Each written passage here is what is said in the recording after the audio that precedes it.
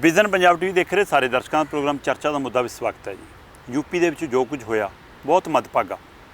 ਇਹਦੇ ਵਿੱਚ ਜਿੱਥੇ ਦਵੰਗੀ ਇਸ ਕਰਤੂਤ ਲਈ ਜ਼ਿੰਮੇਵਾਰ ਨੇ, ਉੱਥੇ ਪ੍ਰਸ਼ਾਸਨ, ਸਰਕਾਰ ਤੇ ਪੁਲਿਸ ਦੀ ਵੀ ਜ਼ਿੰਮੇਵਾਰੀ ਕਿਹੋ ਜਿਹੀ ਰਹੀ ਉਹ ਵੀ ਸਾਹਮਣੇ ਆਉਂਦੀ ਹੈ। ਇੱਕ ਦਿਨ ਪਹਿਲਾਂ ਜਬਰ ਜਨਾਹ ਦੀਆਂ ਘਟਨਾਵਾਂ ਹੁੰਦੀਆਂ ਤੇ ਉਸ ਤੋਂ ਬਾਅਦ ਜਬਰ ਦੀ ਹੱਦ ਇਹ ਦੇਖੋਗੇ ਰਾਤ ਨੂੰ 2:30 ਵਜੇ ਪਰਿਵਾਰ ਤੋਂ ਬਿਨਾਂ ਉਸ ਲਾਸ਼ ਦਾ ਦਾਹ ਸੰਸਕਾਰ ਪੁਲਿਸ ਕਰਨ ਜਾਂਦੀ ਹੈ ਰਾਤ ਨੂੰ 2:30 ਵਜੇ। ਸੋ ਸਰਕਾਰ ਦੀ ਭੂਮਿਕਾ ਕਹੀ ਜੀ ਹੈ, ਜੋਗੀ ਰੰਗ ਦੇ ਵਿੱਚ ਜੋਗੀਏ ਕੱਪੜੇ ਪਾ ਕੇ ਸਰਕਾਰ ਜਿਹੜੀ ਚੱਲ ਰਹੀ ਹੋਵੇ, ਕਿਹੋ ਜਿਹਾ ਇਨਸਾਫ ਦੇ ਰਹੀ ਆ, ਇਹ ਤਸਵੀਰ ਦੀ ਜਿੱਥੇ ਆਪਾਂ ਪਰਤ ਫਰੋਲਣ ਦੀ ਕੋਸ਼ਿਸ਼ ਕਰਾਂਗੇ। ਉੱਥੇ ਨਾਲ ਜੁੜਿਆ ਮਸਲਾ ਹੈ ਬਾਬਰੀ ਮਸਜਿਦ ਦਾ। ਇੱਕ ਪਾਸੇ ਅਦਾਲਤ ਵੱਲੋਂ ਫੈਸਲਾ ਆ ਜਾਂਦਾ ਉਸ ਥਾਂ 'ਤੇ ਰਾਮ ਮੰਦਿਰ ਬਣੇਗਾ, ਦੂਸਰੀ ਥਾਂ 'ਤੇ ਮਸਜਿਦ ਲਈ ਵੱਖਰੀ ਥਾਂ ਦਿੱਤੀ ਜਾਂਦੀ ਹੈ। ਪਰ ਜਿਹੜਾ ਬਾਬਰੀ ਮਸਜਿਦ ਦਾ ਗੁੰਬਦ ਤੋੜਿਆ ਗਿਆ ਸੀ, ਜੇਕਰ ਇਹ ਜਿਹੜੇ ਦੋਸ਼ ਸੀ ਜੇ ਇਹ ਸਾਰੇ ਬਰੀ ਨੇ, ਇਹ ਸਾਰੇ ਨਿਰਦੋਸ਼ ਨੇ, ਫਿਰ ਦੋਸ਼ੀ ਕਿੱਥੇ ਨੇ? ਇਹ ਆਪਣੇ ਆਪ ਸਵਾਲ ਹੈ ਕਿ ਬਾਬਰੀ ਮਸਜਿਦ ਨੂੰ ਢਾਉਣ ਵਾਲੇ ਉਹ ਦੋਸ਼ੀ ਕਿੱਥੇ ਨੇ? ਸੋ ਇਹ ਸਾਰੇ ਮਸਲਿਆਂ ਦੇ ਨਾਲ ਨਾਲ ਪੰਜਾਬ ਦੀ ਕਿਸਾਨੀ ਦਾ ਮਸਲਾ, ਇਹਦੇ ਤੇ ਕਿਹੜੀ ਧਿਰ ਹੁਣ 2022 ਨੂੰ ਦੇਖ ਕੇ ਕੰਮ ਕਰ ਰਹੀ ਹੈ ਤੇ ਕਿਹੜੀ ਕਿਸਾਨ ਹਿੱਤ ਦੇ ਵਿੱਚ ਗੱਲ ਕਰ ਰਹੀ ਹੈ? ਕੀ ਕੋਈ ਰਾਜਨੀਤਿਕ ਧਿਰ ਹੈ ਵੀ ਜਿਹੜੀ ਕਿਸਾਨ ਤੈਸ਼ੀ ਹੋਵੇ? ਇਹਨਾਂ ਸਾਰੇ ਮਸਲਿਆਂ ਤੇ ਗੱਲ ਕਰਾਂਗੇ। ਗੱਲ ਕਰਨ ਲਈ ਸਾਡੇ ਸੀਨੀਅਰ ਪੱਤਰਕਾਰ, ਸਾਡੇ ਅਜੀਜ਼ ਸਾਥੀ ਸੁਸ਼ੀਲ ਦੋਸਾਂਝ ਭਾਜੀ ਹਰ ਵਾਰ ਵਾਂਗ ਇੱਕ ਵਾਰ ਫਿਰ ਹਾਜ਼ਰ ਨੇ। ਸੁਸ਼ੀਲ ਦੋਸਾਂਝ ਭਾਜੀ, ਸਵਾਗਤ ਕਰਦੇ ਹਾਂ ਤੁਹਾਡਾ। ਬਹੁਤ ਸ਼ੁਕਰੀਆ ਦੀਪਕ ਜੀ, ਤੇ ਵਿਜ਼ਨ ਪੰਜਾਬ ਦੇ ਸਾਰੇ ਦਰਸ਼ਕਾਂ ਨੂੰ ਵੀ ਸੁਸ਼ੀਲ ਦੋਸਾਂਝ ਦੀ ਬਹੁਤ ਪਿਆਰ ਭਰੀ ਸਤਿ ਸ਼੍ਰੀ ਅਕਾਲ ਜੀ, ਆਦਾਬ ਤੇ ਨਮਸਕਾਰ। ਭਾਜੀ, ਮੈਂ ਯੂਪੀ ਵਾਲੇ ਮਸਲੇ ਨੂੰ ਤੁਹਾਡੇ ਨਜ਼ਰੀਏ ਤੋਂ ਜਾਣਨ ਦੀ ਕੋਸ਼ਿਸ਼ ਕਰਨਾ ਚਾਹੁੰਦਾ ਕਿ ਇਹ ਇੱਕ ਤਾਂ ਕੁੜੀ ਨਾਲ, ਔਰਤ ਨਾਲ ਜਿਹੋ ਜਿਹਾ ਸਾਡੇ ਦੇਸ਼ ਦੇ ਵਿੱਚ ਸਨਮਾਨ ਹੈ, ਦੂਸਰਾ ਦਲਿਤ ਪਰਿਵਾਰ, ਉਹਦੇ ਨਾਲ ਜਿਹੜੀਆਂ ਧੱਕੇਸ਼ਾਹੀਆਂ, ਦੋਵਾਂ ਦੇ ਵਿੱਚੋਂ ਮਿਲਾ ਕੇ ਘਟਨਾ ਜਨਮ ਲੈਂਦੀ ਹੈ ਕਿ ਕੁੜੀਆਂ ਪ੍ਰਤੀ, ਔਰਤਾਂ ਪ੍ਰਤੀ ਸਾਡਾ ਮਾਨਵ ਕਿਹੀ ਜੀ ਘਟੀਆ ਜੇ ਵੀ ਸੋਚ ਰੱਖਦਾ, ਮਤਲਬ ਪਸ਼ੂਆਂ ਨਾਲੋਂ ਵੀ ਮਾੜਾ ਬਗੈਰ। ਤੇ ਦੂਸਰਾ ਫਿਰ ਉਸ ਪਰਿਵਾਰ ਨਾਲ ਪਹਿਲਾਂ ਵੀ ਇਹ ਲੋਕ ਕਹਿੰਦੇ ਪਿੰਡ 'ਚ ਧੱਕੇਸ਼ਾਹੀ ਕਰਦੇ ਸੀ। ਸੋ ਦਲਿਤ ਪਰਿਵਾਰ ਦੇ ਪ੍ਰਤੀ ਨਫ਼ਰਤ, ਦਲਿਤ ਪਰਿਵਾਰਾਂ ਦੇ ਪ੍ਰਤੀ, ਦਲਿਤ ਭਾਈਚਾਰੇ ਦੇ ਪ੍ਰਤੀ ਜਿਹੋ ਜਿਹੀ ਮਨੋਵ੍ਰਿਤੀ ਅਜੇ ਵੀ ਬਣੀ ਹੋਈ ਆ।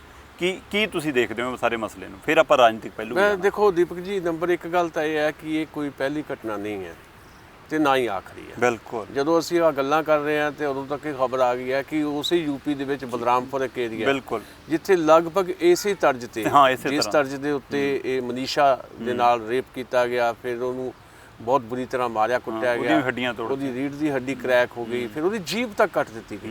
ਲਗਭਗ ਉਸੇ ਤਰਜ਼ ਤੇ ਇੱਕ ਹੋਰ ਕੇਸ ਆ ਗਿਆ ਸਾਹਮਣੇ।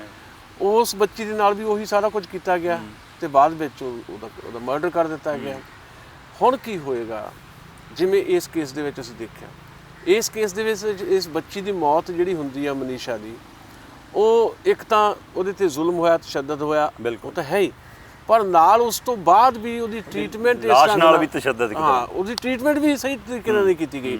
ਉੱਥੇ ਪਹਿਲਾਂ ਲੋਕਲ ਹਸਪੀਟਲ 'ਚ ਰੱਖਿਆ ਗਿਆ, ਫਿਰ ਬਾਅਦ ਸਫਦਰਜੰਗ ਹਸਪੀਟਲ ਨੂੰ ਲਿਆਂਦਾ ਗਿਆ, ਤੇ ਫਿਰ ਜਦੋਂ ਦਮ ਤੋੜ ਗਈ ਹੈ ਤਾਂ ਉਹਦਾ ਜਿਹੜਾ ਸੰਸਕਾਰ ਵੀ, ਮਤਲਬ ਮੇਰੇ ਖਿਆਲ ਇਤਿਹਾਸ 'ਚ, ਦੁਨੀਆ ਦੇ ਇਤਿਹਾਸ ਪਹਿਲੀ ਵਾਰ ਹੋਇਆਗਾ ਕਿਸੇ ਦਾ ਰਾਤ ਨੂੰ ਚੁੱਪ-ਚਪੀਤੇ ਪੁਲਿਸ ਕਰ ਰਹੀ 2:30 ਵਜੇ ਸੰਸਕਾਰ ਕਰਦੇ। ਤੇ ਸਾਡੇ ਤਾਂ ਜਿਹੜੇ ਧਾਰਮਿਕ ਗ੍ਰੰਥ ਜਿਨ੍ਹਾਂ ਨੂੰ ਇਹ ਮੰਨਣ ਦੇ ਦਾਅਵੇ ਕਰਦੇ ਆ, ਜਿਹੜੇ ਤੇ ਚੱਲਣ ਦੇ ਦਾਅਵੇ ਕਰਦੇ, ਉਹ ਵੀ ਸੂਰਜ ਛਿਪਣ ਤੋਂ ਬਾਅਦ ਦਾਹ ਸੰਸਕਾਰ ਨਹੀਂ ਪ੍ਰਵਾਨ ਕਰਦੇ।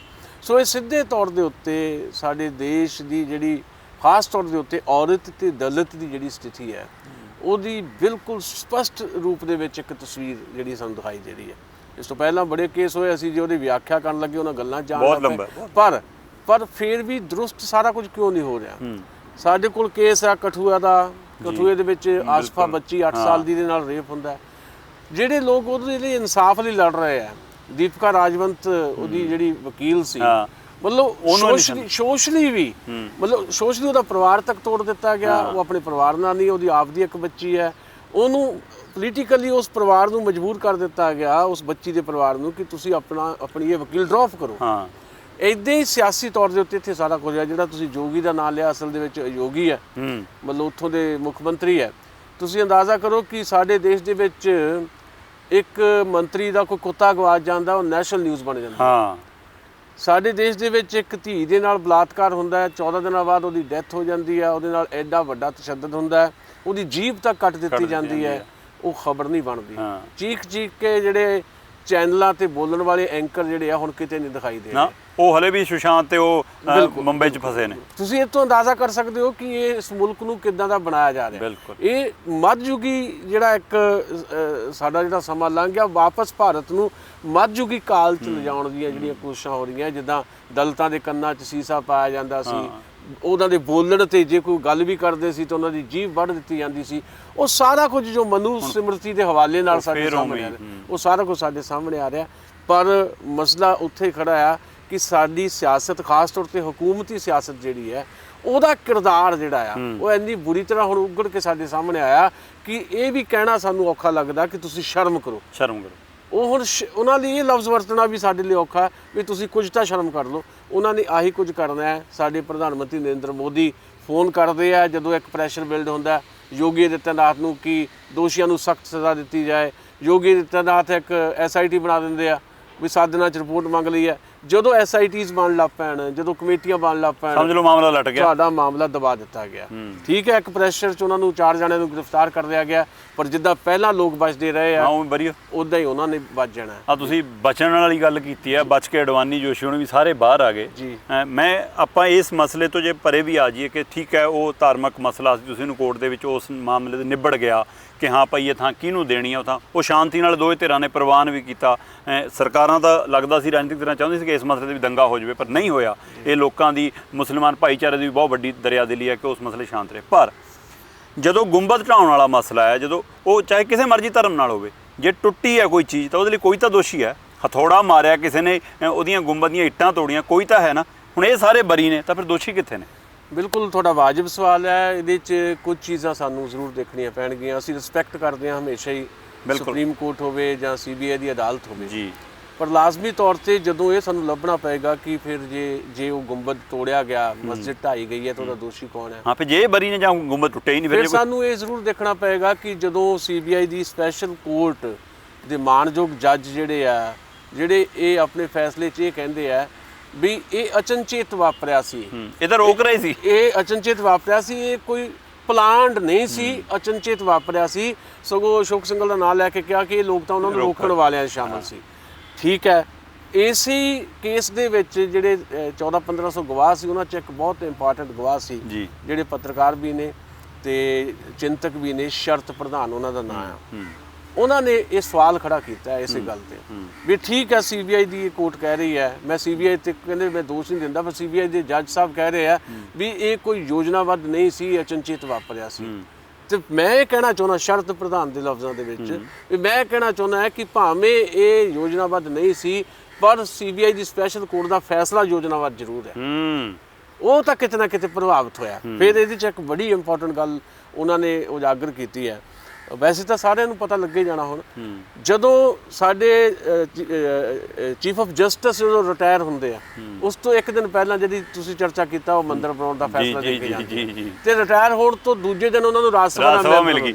ਤੇ ਇਹਦੇ ਸਪੈਸ਼ਲ CBI ਦੇ ਜੱਜ ਸਾਹਿਬ ਨੇ ਜਿਨ੍ਹਾਂ ਨੇ ਇਹ ਫੈਸਲਾ ਦਿੱਤਾ, ਜਿਨ੍ਹਾਂ ਨੇ ਬਰੀ ਕੀਤਾ ਇਹਨਾਂ ਸਾਰਿਆਂ ਨੂੰ, ਉਹ ਅੱਜ ਹੀ ਰਿਟਾਇਰ ਹੋ ਰਹੇ ਆ ਤੇ ਕੱਲ ਨੂੰ ਉਹਨਾਂ ਨੂੰ ਕਿੱਥੇ ਭੇਜਣਾ ਆ ਇਹ ਵੀ ਪਤਾ ਲੱਗ ਜਾਂਦਾ। ਇਹ ਲੱਗ ਜਾਂਦਾ ਵੀ ਕਿਵੇਂ ਕਿਹੜੀਆਂ ਚੀਜ਼ਾਂ ਜਿਹੜੀਆਂ ਪ੍ਰਭਾਵਿਤ ਹੁੰਦੀਆਂ। ਮਤਲਬ ਸਰਕਾਰ ਦੇ ਹੱਕ 'ਚ ਫੈਸਲੇ ਸੁਣਾਓ ਤੇ ਆਉਣ ਵਾਲੇ ਅਗਲੇ ਆਪਣੇ ਬੁਢਾਪੇ ਵਾਲੇ ਜੀਵਨ ਵੀ ਸੱਤਾ ਸੁੱਖ ਪਾਓ। ਮੈਂ ਕਹਿੰਦਾ ਜੀ ਦੇਖੋ, ਸਾਡੀਆਂ ਬਹੁਤ ਸਾਰੀਆਂ ਸੰਸਥਾਵਾਂ ਜਿਹੜੀਆਂ ਇਸੇ ਤਰੀਕੇ ਦੇ ਨਾਲ ਪ੍ਰਦੂਸ਼ਿਤ ਹੋਈਆਂ, ਦੂਸ਼ਿਤ ਹੋਈਆਂ, ਸਾਡੀਆਂ ਅਕੈਡਮੀਆਂ, ਸਾਡੀਆਂ ਯੂਨੀਵਰਸਿਟੀਆਂ, ਬਹੁਤ ਕੁਝ ਜਿਹੜਾ ਉਹਦੇ 'ਚ ਆ ਗਿਆ।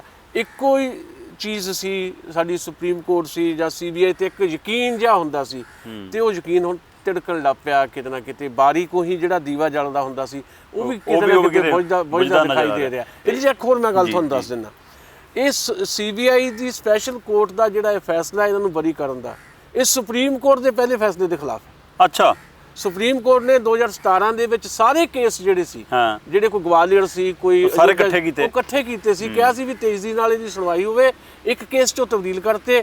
ਨਾਲ ਉਹਨੇ ਕਿਹਾ ਕਿ ਇਹ ਸਾਜ਼ਿਸ਼ ਹੈ। ਇਹ ਸੁਪਰੀਮ ਕੋਰਟ ਦੇ ਲਫ਼ਜ਼ ਹੈ। ਅੱਛਾ, ਜਦੋਂ ਮੰਦਰ ਬਣਾਉਣ ਦਾ ਫੈਸਲਾ ਦੇ ਕੇ ਗਏ ਨੇ ਚੀਫ ਆਫ ਜਸਟਿਸ, ਉਦੋਂ ਵੀ ਉਹਨਾਂ ਨੇ ਕਿਹਾ, ਉਹਦੀ ਜਿਹੜੀ ਬਰੀਫਿੰਗ ਹੈ ਉਹਦੇ 'ਚ ਲਫ਼ਜ਼ ਹੈ ਵੀ ਇਹ ਕੈਲਕੂਲੇਟਡ ਸੀ। ਕੈਲਕੂਲੇਟਡ ਸ਼ਬਦ ਹੈ ਉਹਦੇ 'ਚ, ਹਾਂ, ਜਿਹੜਾ ਮਤਲਬ ਤੋੜਨ ਵਾਲਾ। ਹਾਂਜੀ, ਕੈਲਕੂਲੇਟਡ ਦਾ ਮਤਲਬ ਯੋਜਨਾਬੱਧ। ਤੇ CBI ਦੀ ਕੋਰਟ ਕਹਿ ਰਹੀ ਹੈ ਵੀ ਇਹ ਤਾਂ ਯੋਜਨਾਬੱਧ ਨਹੀਂ, ਆਪਣੇ ਹੀ ਆਪਸ 'ਚ ਕਲੀਅਰ ਨਹੀਂ। ਇਹਦਾ ਮਤਲਬ CBI ਦੀ ਕੋਰਟ ਦਾ ਇਹ ਫੈਸਲਾ, ਇਹ ਮੈਨੂੰ ਲੱਗਦਾ ਰੀਚੈਲੰਜ ਵੀ ਹੋ ਸਕਦਾ ਆਉਣ ਵਾਲੇ ਸਮੇਂ ਦੇ ਵਿੱਚ, ਕਿਉਂਕਿ ਜਿਹੜੇ ਇੱਕ ਮੁਸਲਿਮ ਧਿਰ ਹੈ, ਜਿਹੜਾ ਪਰਸਨਲ ਲਾ ਬੋਰਡ ਹੈ ਮੁਸਲਿਮ, ਉਹਦੇ ਇੱਕ ਮੈਂਬਰ ਨੇ ਇਹ ਗੱਲ ਕਹੀ ਹੈ। ਜਦੋਂ ਉਹਨੂੰ ਇਹ ਪੁੱਛਿਆ ਗਿਆ ਕਿ ਤੁਸੀਂ ਇਸ ਫੈਸਲੇ ਬਾਰੇ ਕੀ ਕਹੋਗੇ, ਕਹਿੰਦੇ ਮੈਂ ਫੈਸਲੇ ਬਾਰੇ ਟਿੱਪਣੀ ਤਾਂ ਕੋਈ ਨਹੀਂ ਕਰਨੀ, ਦੁਨੀਆ ਜਾਣਦੀ ਹੈ ਮਸਜਿਦ ਕਿੱਦਾਂ ਢਾਈ ਗਈ ਸੀ। ਤੇ ਉੱਥੇ ਦਾ ਇਹ ਸੀਨ ਹੈ, ਇੱਕ ਹੋਰ ਤੁਹਾਨੂੰ ਮੈਂ ਦਿਖਾਉਣਾ। ਜਦੋਂ ਅਯੁੱਧਿਆ ਦੇ ਵਿੱਚ 6 ਦਸੰਬਰ 2002 ਨੂੰ ਮਸਜਿਦ ਦਾ ਗੁੰਬਦ ਢਾਇਆ ਜਾ ਰਿਹਾ ਸੀ, ਸਟੇਜ ਲੱਗੀ ਹੋਈ ਸੀ, ਲਾਊਡ ਸਪੀਕਰ ਲੱਗੇ ਹੋਏ ਸੀ, ਅਡਵਾਨੀ ਸਾਹਿਬ, ਜੋਸ਼ੀ ਸਾਹਿਬ, ਉਮਾ ਭਾਰਤੀ, ਅਸ਼ੋਕ ਸਿੰਘਲ ਸਟੇਜ ਤੇ ਸੀ। ਉੱਥੋਂ ਅਨਾਊਂਸਮੈਂਟ ਇਹ ਕੀਤੀ ਗਈ ਜਿਹੜਾ ਐਵੀਡੈਂਸ ਪਿਆ, ਜਿਹੜੇ ਕਹਿੰਦੇ ਸਾਡੇ ਇਹਦੇ ਐਵੀਡੈਂਸ ਹੈ ਨਹੀਂ, ਉੱਥੋਂ ਅਨਾਉਂਸਮੈਂਟ ਇਹ ਕੀਤੀ ਗਈ ਵੀ ਜਿਹੜੇ ਲੋਕ ਗੁੰਬਦ ਤੇ ਚੜੇ ਹੋਏ ਨੇ ਉਹ ਹੁਣ ਥੱਲੇ ਉਤਰ ਜਾਣ, ਢਾਂਚਾ ਡਿੱਗਣ ਵਾਲਾ ਹੈ। ਅੱਛਾ, ਇਹਦਾ ਮਤਲਬ ਪਤਾ ਸੀ ਨਾ ਢਾਂਚਾ ਡਿੱਗਣਾ, ਹਾਂ ਢਾਂਚਾ ਡਿੱਗਣ ਵਾਲਾ, ਉਹ ਲੋਕ ਥੱਲੇ ਉਤਰ ਜਾਣ। ਹਾਂ, ਮਤਲਬ ਇਹ ਸਾਰਾ ਕੁਝ ਤੁਹਾਡੇ ਸਾਹਮਣੇ ਹੈ। ਪਰ ਮਸਲਾ ਇਹ ਹੈ ਸਾਡਾ ਓਵਰਆਲ ਸਿਸਟਮ ਜਿਹੜਾ ਸਾਡਾ ਅਦਾਲਤੀ ਉਹਦਾ ਸਿਸਟਮ ਢਾਂਚਾ ਡਿੱਗ ਚੁੱਕਿਆ ਪਹਿਲਾਂ ਹੀ। ਉਹ ਗਵਾਹਾਂ ਤੇ ਖੜਾ ਆ, ਹਾਂ। ਤੇ ਗਵਾਹ ਸਾਡੇ ਮੁਲਕ 'ਚ 150 ਰੁਪਏ ਨੂੰ ਖਰੀਦੇ ਜਾਂਦੇ ਆ। ਸਾਡੇ ਕੋਲ ਬੜੀਆਂ ਮਿਸਾਲਾਂ ਹੈ ਪੰਜਾਬ ਦੇ ਵਿੱਚ। ਪੰਜਾਬ ਦੇ ਸਾਬਕਾ ਮੁੱਖ ਮੰਤਰੀ ਦੇ ਪਰਿਵਾਰ ਤੇ 3500 ਕਰੋੜ ਰੁਪਏ ਤੋਂ ਵਧੇਰੇ ਆਮਦਨ ਦਾ ਕੇਸ ਸੀ, 700 ਗਵਾਹ ਸੀ, ਇੱਕ ਵੀ ਗਵਾਹ ਨਹੀਂ ਰਿਹਾ ਤੇ ਸਾਰੇ ਬਰੀ ਹੋ ਗਏ ਨੇ। ਕੈਪਟਨ ਸਾਹਿਬ ਦੇ ਉੱਤੇ ਸਿਟੀ ਸੈਂਟਰ ਘੁਟਾਲੇ ਦਾ ਕੇਸ ਚੱਲ ਰਿਹਾ, ਉਹ ਵੀ ਸਾਰਾ ਕੁਝ ਤੁਹਾਡੇ ਸਾਹਮਣੇ ਆ ਜਾਣਾ। ਸੋ ਇਹ ਜਿਹੜੇ ਸੱਤਾ 'ਚ ਬੈਠੇ ਲੋਕ ਨੇ, ਉਹਨਾਂ ਨਾਲ ਜੁੜੇ ਹੋਏ ਜਿਹੜੇ ਲੋਕ ਨੇ, ਉਹ ਫਿਰ ਹਰ ਚੀਜ਼ ਨੂੰ ਪ੍ਰਭਾਵਿਤ ਕਰਨ ਦੀ ਤਾਕਤ ਰੱਖਦੇ ਆ। ਇਹੀ ਸਾਡੀ ਦੇਸ਼ ਦੀ ਸਭ ਤੋਂ ਵੱਡੀ ਕਹਿ ਲਓ ਬਦਕਿਸਮਤੀ ਵੀ ਹੈ, ਤੇ ਨਾਇਨਸਾਫੀ ਦੀਆਂ ਜਿਹੜੀਆਂ ਇਬਾਰਤਾਂ ਲਿਖੀਆਂ ਜਾ ਰਹੀਆਂ, ਇਹਦੇ ਖਿਲਾਫ ਲੋਕਾਂ ਦਾ ਏਕਾ ਬੜਾ ਲਾਜ਼ਮੀ ਹੈ। ਮੈਂ ਅੱਗੇ ਵੀ ਕਹਿੰਦਾ ਹੁੰਦਾ, ਚਾਹੇ ਕਿਸਾਨਾਂ ਦੀ ਐਜੂਕੇਸ਼ਨ ਦੀ ਆਪਾਂ ਅੱਗੇ ਜਾ ਕੇ ਗੱਲ ਕਰਾਂਗੇ, ਚਾਹੇ ਦਲਿਤਾਂ ਦਾ ਮਸਲਾ ਆ, ਚਾਹੇ ਨੌਜਵਾਨਾਂ ਦਾ, ਚਾਹੇ ਅਦਾਲਤੀ ਮਸਲੇ, ਇਹ ਸਾਰੇ ਇੰਟਰਕਨੈਕਟਡ ਨੇ, ਅੰਤਰ ਸੰਬੰਧਿਤ ਨੇ। ਇਹਨਾਂ ਦਾ ਸਿੱਧਾ ਜਿਹੜਾ ਲੜ ਜੁੜਦਾ ਉਹ ਸਧਾਰਨ ਬੰਦੇ ਨਾਲ ਜੁੜਦਾ, ਤੇ ਸਧਾਰਨ ਬੰਦਾ ਜਾਗਣਾ, ਉਹਦੇ ਮੱਥੇ 'ਚ ਤੀਜੀ ਅੱਖ ਦਾ ਜਿਹੜਾ ਜਾਗਣਾ ਬੜਾ ਜ਼ਰੂਰੀ ਹੈ। ਜੇ ਇਹ ਤੁਹਾਨੂੰ ਲੱਗਦਾ ਕਿ ਜਿਵੇਂ ਆਪਾਂ ਪੱਤਰਕਾਰ ਦੇ ਫਾਰਮ ਦੀ ਗੱਲ ਕੀਤੀ ਕਿ ਯੋਜਨਾਬੱਧ ਜਿੱਦਾਂ ਹੀ ਇਹ ਫੈਸਲਾ ਆਇਆ, ਜਿੱਦਾਂ ਹੀ ਬਰੀ ਹੋਏ, ਉਹ ਤੋਂ ਬਾਅਦ ਕਹਿੰਦੇ ਹੁਣ ਅਗਲਾ ਨਿਸ਼ਾਨਾ ਸਾਡਾ ਕ੍ਰਿਸ਼ਨ ਜਨਮ ਭੂਮੀ ਹੈ, ਅਗਲਾ ਨਿਸ਼ਾਨਾ ਸਾਡਾ ਕਾਂਸ਼ੀ ਹੈ, ਉਹ ਸਾਰੇ ਮੁੱਦੇ। ਜੇਕਰ ਮੈਂ ਕਹਿੰਦਾ ਉਸ ਧਿਰ ਨੇ ਵੀ ਜਿਹੜੇ ਧਿਰ ਦੇ ਖਿਲਾਫ ਇਹ ਜਾ ਰਹੇ ਨੇ ਕਿ ਹਾਂ ਸਾਡੀਆਂ ਥਾਵਾਂ ਤੇ ਕਬਜ਼ੇ ਹੋਏ, ਧਾਰਮਿਕ ਸਥਾਨਾਂ ਤੇ, ਹਿੰਦੂ ਧਾਰਮਿਕ ਸਥਾਨਾਂ ਤੇ ਮੁਸਲਿਮ ਭਾਈਚਾਰੇ ਨੇ ਕਬਜ਼ੇ ਕੀਤੇ, ਜੇਕਰ ਉਹਨਾਂ ਨੇ ਗਲਤੀਆਂ ਵੀ ਕੀਤੀਆਂ ਇਤਿਹਾਸ ਦੇ ਵਿੱਚ, ਕੀ ਅਸੀਂ ਗਲਤੀਆਂ ਦੁਹਰਾਉਂਦੇ ਰਹਾਂਗੇ? ਕਿ ਅਸੀਂ ਭਾਈਚਾਰਕ ਸਾਂਝ ਦੇ ਲਈ ਕੀ ਪਿੱਛੇ ਨਹੀਂ ਹਟ ਸਕਦੇ? ਇਹਦੇ ਨਾਲ ਕੀ ਭਗਵਾਨ ਸਾਡੇ ਨਾਰਾਜ਼ ਹੋ ਜਾਣਗੇ? ਕੀ ਲੱਗਦਾ ਕਿ ਇਹ ਇਸੇ ਨੀਤੀ ਤੇ ਕੰਮ ਕਰਨਾ ਸਰਕਾਰ ਨੇ? ਬਿਲਕੁਲ ਇਸੇ ਨੀਤੀ ਤੇ ਕਰਨਾ ਹੈ, ਕਿਉਂਕਿ ਉਹਨਾਂ ਦਾ ਜੋ ਏਜੰਡਾ ਉਹਨਾਂ ਨੇ ਤਾਂ ਉਹੀ ਲਾਗੂ ਕਰਨਾ ਹੈ। ਜੋ ਰਾਸ਼ਟਰੀ ਸਵੈਮ ਸੇਵਕ ਸੰਘ ਦਾ ਏਜੰਡਾ ਆ, ਉਹ ਆਪਣੇ ਪੋਲੀਟੀਕਲ ਵਿੰਗ ਰਾਹੀਂ ਭਾਰਤੀ ਜਨਤਾ ਪਾਰਟੀ ਦੇ ਹੀ ਉਹ ਦੇਸ਼ ਤੇ ਲਾਗੂ ਕਰਨ ਜਾ ਰਹੇ ਆ। ਜਿਹੜਾ ਤੁਸੀਂ ਜ਼ਿਕਰ ਕੀਤਾ ਕ੍ਰਿਸ਼ਨ ਜਨਮ ਭੂਮੀ ਦਾ ਵੀ, ਮਥੁਰਾ ਤੋਂ ਕੇਸ ਦਾਇਰ ਕਰਵਾ ਦਿੱਤਾ ਗਿਆ ਸੁਪਰੀਮ ਕੋਰਟ ਦੇ ਵਿੱਚ, ਹੋਰ ਵੀ ਬੜੀਆਂ ਚੀਜ਼ਾਂ ਹੋਰ ਆਉਣਗੀਆਂ ਥਾਵਾਂ ਨੂੰ। ਇੱਥੇ ਤਾਂ ਜੋਗੀ ਸਾਹਿਬ ਨੂੰ ਇੱਕ ਵਾਰੀ ਮੈਂ ਸੁਣਿਆ ਸੀ, ਉਹ ਤਾਂ ਤਾਜ ਮਹਿਲ ਦਾ ਨਾਮ ਵੀ ਬਦਲਣ ਨੂੰ ਫਿਰਦੇ ਆ। ਅੱਛਾ, ਠੀਕ ਹੈ ਨਾ ਜੀ। ਸਾਡੀ ਵਿਰਾਸਤ ਜਿਹੜੀ ਆ, ਜਿਹੜੀ ਬੜੀ ਅਮੀਰ ਵਿਰਾਸਤ ਹੈ, ਜਿਹੜੀ ਸਾਡੀ ਸਾਂਝੀ ਤਹਿਜ਼ੀਬ ਦੀ ਵਿਰਾਸਤ ਹੈ। ਹਰੇਕ ਦੇ ਰਾਜ ਦਾ, ਮੁਗਲ ਦੇ ਰਾਜ ਦੀ ਮੁਗਲ ਦੀ ਰਹੇਗੀ। ਹਕੂਮਤਾਂ ਨੇ ਏਦਾਂ ਕਰਨਾ ਹੁੰਦਾ, ਪਰ ਜਿਸ ਤੇਜ਼ੀ ਨਾਲ ਇਹ ਹਕੂਮਤ ਕਰ ਰਹੀ ਹੈ, ਏਦਾਂ ਸਾਡੇ ਦੇਸ਼ ਕਦੀ ਨਹੀਂ ਹੋਇਆ। ਇਹ ਨਹੀਂ ਕਿ ਅਸੀਂ ਪਿਛਲੀਆਂ ਹਕੂਮਤਾਂ ਨੂੰ ਬਰੀ ਕਰ ਰਹੇ, ਉਹ ਵੀ ਕਰ ਰਹੇ ਆ। ਉਹਨਾਂ ਦਾ ਕੰਮ ਕਰਨ ਦਾ ਤਰੀਕਾ ਹੋਰ ਸੀ, ਉਹ ਲੁਕਵੇਂ ਰੂਪ 'ਚ ਕਰਦੇ ਸੀ, ਨੰਗੇ ਚਿੱਟੇ ਰੂਪ ਦੇ ਵਿੱਚ ਕਰ ਰਹੇ ਆ। ਹਾਂ, ਜਿੱਦਾਂ ਮੈਨੂੰ ਯਾਦ ਆਉਂਦਾ ਕਿ ਭਾਵੇਂ ਮੈਂ ਉਹਨਾਂ ਦੀ ਸਿਆਸਤ ਨਾਲ ਸਹਿਮਤ ਹੋਵਾਂ ਨਾ ਹੋਵਾਂ, ਕਾਂਸ਼ੀ ਰਾਮ ਨੇ ਕਦੀ ਇੱਕ ਵਾਰੀ ਕਿਹਾ ਸੀ ਕਾਂਗਰਸ ਤੇ ਭਾਰਤੀ ਜਨਤਾ ਪਾਰਟੀ ਬਾਰੇ ਵੀ ਇੱਕ ਸਾਂਪਨਾਥ ਹੈ ਤੇ ਇੱਕ ਨਾਗਨਾਥ ਹੈ, ਫਰਕ ਕੋਈ ਨਹੀਂ ਹੈ। ਉਹੀ ਹੈ ਕਿ ਇਹ ਸਾਰਾ ਕੁਝ ਦਿਖਾਈ ਦੇ ਰਿਹਾ। ਉਹ ਲੁਕਵੇਂ ਰੂਪ 'ਚ ਕਰਦੇ ਸੀ, ਉਹਨਾਂ ਦਾ ਕੰਮ ਕਰਨ ਦਾ ਤਰੀਕਾ ਹੋਰ ਸੀ। ਸੋ ਇਹ ਸਾਰੀਆਂ ਚੀਜ਼ਾਂ ਵਾਪਰਨਗੀਆਂ। ਉਸ ਧਿਰ ਨੇ, ਜਿਸ ਧਿਰ ਨੇ ਇਸ ਦੇਸ਼ ਨੂੰ ਆਪਣੇ ਮੁਤਾਬਕ, ਮਨੂ ਸਮ੍ਰਿਤੀ ਦੇ ਮੁਤਾਬਕ ਚਲਾਉਣ ਦਾ ਅਹਿਦ ਲਿਆ ਹੋਵੇ, ਉਹ ਕਿਉਂ ਪਿੱਛੇ ਹਟਣਗੇ? ਇਹ ਤੋਂ ਪਹਿਲਾਂ ਕਿ ਸੁਸ਼ੀਲ ਜੀ ਆਪਾਂ ਬ੍ਰੇਕ ਤੇ ਜਾਈਏ, ਮੈਂ ਜਾਣਨਾ ਚਾਹੁੰਦਾ ਕਿ ਸਰਕਾਰ ਵਿਕਾਸ ਦੀ ਬਜਾਏ, ਲੋਕਾਂ ਦੀ ਸੁਰੱਖਿਆ ਦੀ ਬਜਾਏ, ਸਮਾਜਿਕ ਨਿਆਂ ਦੀ ਬਜਾਏ ਕੀ ਇਸ ਏਜੰਡੇ ਤੇ ਕੰਮ ਕਰ ਰਹੀ ਹੈ ਕਿ ਪਾੜ ਕਰੋ ਤੇ ਰਾਜ ਕਰੋ, ਇੱਕ ਹਿੰਦੂ ਧਰਮ ਵਾਲਿਆਂ ਨੂੰ, ਹਿੰਦੂ ਪੱਖੀਆਂ ਨੂੰ ਸਾਰਿਆਂ ਨੂੰ ਇੱਕ ਪਾਸੇ ਕਰ ਲਈਏ, ਬਾਕੀ ਘੱਟ ਗਿਣਤੀਆਂ ਨੂੰ ਲਾਂਭੇ ਕਰਕੇ ਅਸੀਂ ਬਹੁਮਤ ਆਪਣੇ ਨਾਲ ਰੱਖਣ ਦੀ ਕਿ ਸਾਜ਼ਿਸ਼ ਲੱਗਦੀ ਹੈ ਤੁਹਾਨੂੰ? ਸੰਖੇਪ 'ਚ ਮੈਂ ਜਾਣਨਾ। ਧਰੁਵੀਕਰਨ ਉਹਨਾਂ ਦਾ ਇੱਕ ਆਪਣੇ ਆਪ ਦੇ ਵਿੱਚ ਇੱਕ ਹਥਿਆਰ ਹੈ। ਆ ਜੋ ਕੁਝ ਵੀ ਹੋ ਰਿਹਾ ਹੈ, ਇਹ ਬਕਾਇਦਾ ਇਹ ਧਰੁਵੀਕਰਨ ਦੀ ਕੋਸ਼ਿਸ਼ ਹੈ ਕਿ ਹਿੰਦੂ ਵੋਟ ਜਿਹੜੀ ਹੈ ਉਹਨੂੰ ਵੱਧ ਤੋਂ ਵੱਧ ਜਿਹੜੇ ਕੁਝ ਆਸਥਾ ਨਾਲ ਜੁੜੇ ਹੋਏ ਮਸਲੇ ਹੈ ਉਹਦੇ ਆਲੇ ਦੁਆਲੇ ਜਿਹੜਾ ਇਕੱਠਾ ਕਰ ਲਿਆ, ਉਹਦਾ ਫਾਇਦਾ ਲੈ ਲਈਏ। ਜਦੋਂ ਇਦਾਂ ਦਾ ਜਨੂਨ ਕਿਸੇ ਦੇ ਸਿਰ ਤੇ ਚੜ੍ਹਦਾ ਨਾ, ਜਦੋਂ ਧਾਰਮਿਕ ਜਨੂਨੀ ਬੰਦਾ ਹੁੰਦਾ, ਫਿਰ ਉਹਨੂੰ ਰੋਟੀ ਦਾ, ਰੁਜ਼ਗਾਰ ਦਾ, ਆਪਣੀਆਂ ਤੰਗੀਆਂ ਤੁਰਸ਼ੀਆਂ ਦਾ ਫਿਕਰ ਨਹੀਂ ਰਹਿੰਦਾ। ਉਹਨਾਂ ਵਾਸਤੇ ਫਿਰ ਜੋ ਮਰਜ਼ੀ ਹੋ ਜੇ, ਫਿਰ ਤਾਂ ਉਹ ਜਿਹੜੇ ਧਾਰਮਿਕ ਆਸਥਾ ਨਾਲ ਜੁੜੇ ਹੋਏ ਜਿਹੜੇ ਨਾਅਰੇ ਆ, ਉਹੀ ਉਹਨਾਂ ਦਾ ਜੀਵਨ ਬਣ ਜਾਂਦਾ। ਸੋ ਇਹ ਕੋਈ ਵੀ ਧਰਮ ਹੋਵੇ, ਅਸੀਂ ਇਕੱਲੀ ਇੱਕ ਧਰਮ ਦੀ ਗੱਲ ਨਹੀਂ ਕਰ ਰਹੇ। ਦੁਨੀਆ ਭਰ ਦੇ ਵਿੱਚ ਜਿੱਥੇ ਕਿਤੇ ਵੀ ਇਸ ਤਰ੍ਹਾਂ ਦੀਆਂ ਘਟਨਾਵਾਂ ਹੋ ਰਹੀਆਂ, ਉਹ ਕਿਸੇ ਵੀ ਧਾਰਮਿਕ ਜਨੂਨ ਦੇ ਨਾਂ ਤੇ ਹੋ ਰਹੀਆਂ, ਉਹਦੇ 'ਚ ਇਹ ਜ਼ਹਿਰਤਾ ਲਾਜ਼ਮੀ ਤੌਰ ਦੇ ਉੱਤੇ ਇੰਨੀ ਬੁਰੀ ਤਰ੍ਹਾਂ ਭਰ ਦਿੱਤਾ ਜਾਂਦਾ ਕਿ ਬੰਦਾ ਹੀ ਨਹੀਂ ਰਹਿੰਦਾ। ਬੰਦਾ ਨਹੀਂ ਰਹਿੰਦਾ, ਉਹਨੂੰ ਪਤਾ ਹੀ ਨਹੀਂ ਲੱਗਦਾ ਮੈਂ ਕਰ ਕੀ ਰਿਹਾ। ਬੰਦਾ ਫਿਰ ਬੰਦਾ ਹੀ ਨਹੀਂ ਰਹਿੰਦਾ। ਤੇ ਇਹੀ ਸਰਕਾਰਾਂ ਚਾਹੁੰਦੀਆਂ ਹੁੰਦੀਆਂ ਨੇ ਕਿ ਬੰਦੇ ਨਾ ਰਹਿਣ, ਸਿਰਫ ਵੋਟਰ ਬਣੇ ਰਹਿਣ। ਵੋਟਾਂ ਬਣੀਆਂ ਤੇ ਉਹਨਾਂ ਨੂੰ ਵੋਟਾਂ ਬਣਾਉਣ ਦੇ ਲਈ ਫਿਰ ਇਹਨਾਂ ਨੂੰ ਧਾਰਮਿਕ ਪਰਤ ਚੜਾਈ ਜਾਂਦੀ ਹੈ, ਧਾਰਮਿਕ ਰੰਗਤ ਚੜਾਈ ਜਾਂਦੀ ਹੈ। ਤੇ ਜਦੋਂ ਸੁਸ਼ੀਲ ਸਾਂਝੀ ਦਾ ਜਿਵੇਂ ਕਹਿਣਾ ਹੈ ਕਿ ਧਾਰਮਿਕ ਰੰਗ ਦੇ ਵਿੱਚ ਜਦੋਂ ਬੰਦਾ ਰੰਗਿਆ ਜਾਂਦਾ, ਫਿਰ ਆਪਣੀਆਂ ਮੁਸ਼ਕਲਾਂ, ਆਪਣੀਆਂ ਮੰਗਾਂ, ਆਪਣੇ ਹੱਕ ਸਾਰਾ ਕੁਝ ਗਵਾ ਬਹਿੰਦਾ, ਭੁੱਲ ਬਹਿੰਦਾ। ਸੋ ਇਹੀ ਸਰਕਾਰਾਂ ਚਾਹੁੰਦੀਆਂ ਤੇ ਉਸੇ ਨੀਤੀ ਦੇ ਉੱਤੇ ਇਸ ਸਮੇਂ ਦੀ ਸਰਕਾਰ ਵੀ ਚੱਲ ਰਹੀ ਹੈ। ਸੋ ਜਿੱਥੇ ਉਹ ਮਸਲਾ ਹੈ, ਉੱਥੇ ਪੰਜਾਬ ਦਾ ਮਸਲਾ ਵੀ ਕੁਝ ਅਜਿਹਾ ਹੀ ਹੈ, ਉੱਥੇ ਦੇਸ਼ ਦੇ ਕਿਸਾਨ ਦਾ ਮਸਲਾ ਵੀ ਕੁਝ ਅਜਿਹਾ ਹੀ ਹੈ। ਪਰ ਇਸ ਮਸਲੇ ਤੇ ਵੀ ਰਾਜਨੀਤੀ ਕਿਵੇਂ ਹਾਵੀ ਹੋ ਰਹੀ ਹੈ, ਇਸ ਮਸਲੇ ਤੇ ਮੌਜੂਦਾ ਰਾਜਨੀਤਿਕ ਧਿਰਾਂ ਚਾਹੁੰਦੀਆਂ ਕਿ ਇਹਦੀ ਆੜ ਦੇ ਵਿੱਚ ਅਸੀਂ 2022 ਪੰਜਾਬ 'ਚ ਜਿੱਤ ਲਈਏ। ਤੇ ਨਵੀਆਂ ਧਿਰਾਂ ਪੁੰਗਰ ਲੱਗਿਆ ਕਿ ਅਸੀਂ ਰਾਜ ਕਰ ਲਈਏ। ਪਰ ਕਿਸਾਨਾਂ ਦੀ ਸਮੱਸਿਆ ਦਾ ਹੱਲ ਕਿਹਦੇ ਕੋਲ ਹੈ, ਇਸ ਦਾ ਜਵਾਬ ਕੋਈ ਨਹੀਂ ਹੈ। ਸੋ ਇਹ ਜਵਾਬ ਕੀ ਹੈ, ਇਸ ਦੀ ਸੁਸ਼ੀਲ ਦਸਾਂਝ ਭਾਜੀ ਤੋਂ ਜਾਣਨ ਦੀ ਕੋਸ਼ਿਸ਼ ਕਰਾਂਗੇ। ਪਰ ਸਮਾਂ ਇੱਕ ਛੋਟੀ ਜਿਹੀ ਬ੍ਰੇਕ ਦਾ, ਬ੍ਰੇਕ ਲਈ ਰੁਕਾਂਗੇ। ਹੁਣੇ ਪਰਸਨ ਤੁਸੀਂ ਵੇਖਦੇ ਰਹੋ ਵਿਜ਼ਨ ਪੰਜਾਬ ਟੀਵੀ।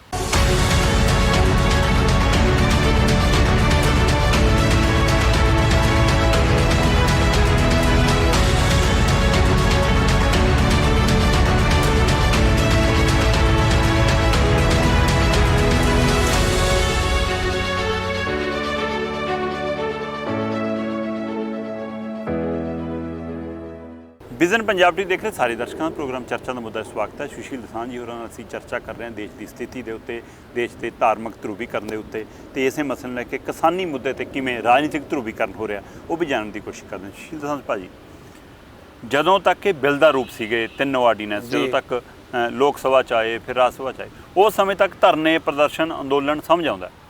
ਹੁਣ ਜਦੋਂ ਕਾਨੂੰਨ ਦਾ ਰੂਪ ਧਾਰ ਲਏ ਤਾਂ ਦਬਾਅ ਬਣਾਉਣ ਦੇ ਲਈ ਧਰਨੇ ਠੀਕ ਨੇ, ਪਰ ਰਣਨੀਤੀ ਦਾ ਕੋਈ ਅਪਣਾਉਣੀ ਪਏਗੀ ਕਿਉਂਕਿ ਕਾਨੂੰਨ ਬਣ ਚੁੱਕਿਆ।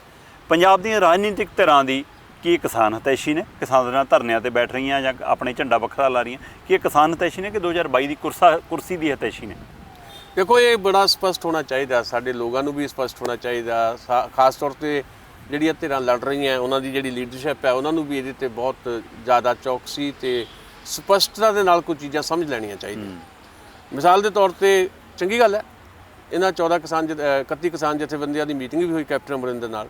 ਕੈਪਟਨ ਅਮਰਿੰਦਰ ਨੇ ਵਾਅਦਾ ਵੀ ਕੀਤਾ ਕਿ 7 ਦਿਨਾਂ 'ਚ ਅਸੀਂ ਸਪੈਸ਼ਲ ਸੈਸ਼ਨ ਬੁਲਾਵਾਂਗੇ ਪੰਜਾਬ ਵਿਧਾਨ ਸਭਾ ਦਾ, ਤੇ ਉਹਦੇ 'ਚ ਇਹ ਸਾਰਾ ਕੁਝ ਅਸੀਂ ਰੱਦ ਕਰਾਂਗੇ। ਚੰਗੀ ਗੱਲ ਹੈ, ਬਹੁਤ ਪੋਜ਼ਿਟਿਵ ਗੱਲ ਹੋਈ ਹੈ।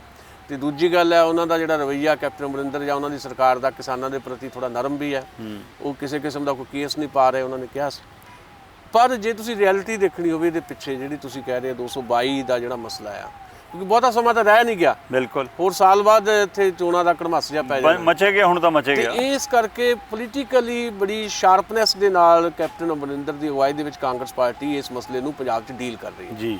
ਰਿਐਲਿਟੀ ਇਹ ਹੈ ਕਿ ਜਦੋਂ 5-6 ਮੁੱਖ ਮੰਤਰੀ ਵੱਖ-ਵੱਖ ਸੂਬਿਆਂ ਦੇ ਇਸ ਮੁੱਦੇ ਤੇ ਕਾਲ ਕੀਤੇ ਗਏ ਸੀ, ਜਿਹੜੀ ਕਮੇਟੀ ਬਣਾਈ ਗਈ ਸੀ ਨੈਸ਼ਨਲ ਲੈਵਲ ਤੇ, ਜਿਹੜੀ ਮੀਟਿੰਗ ਹੋਈ ਹੈ, ਉਹਦੇ 'ਚ ਪੰਜਾਬ ਦੇ ਮੁੱਖ ਮੰਤਰੀ ਕੈਪਟਨ ਅਮਰਿੰਦਰ ਵੀ ਸ਼ਾਮਲ ਸੀ। ਅੱਛਾ ਜੀ। ਜਦੋਂ ਇਹ ਸਾਰਾ ਕੁਝ ਤੈਅ ਬੈ ਕੀਤਾ ਗਿਆ ਵੀ ਅਸੀਂ ਇਹ ਨਵੇਂ ਕਾਨੂੰਨ ਲੈ ਕੇ ਆਉਣੇ ਆ, ਤੇ ਉਹਦੇ 'ਚ ਘੱਟੋ ਘੱਟ ਸਹਾਇਕ ਕੀਮਤ ਦਾ ਜਿਹੜਾ ਮਸਲਾ ਸੀ ਉਹ ਵਿਚਾਰਿਆ ਗਿਆ।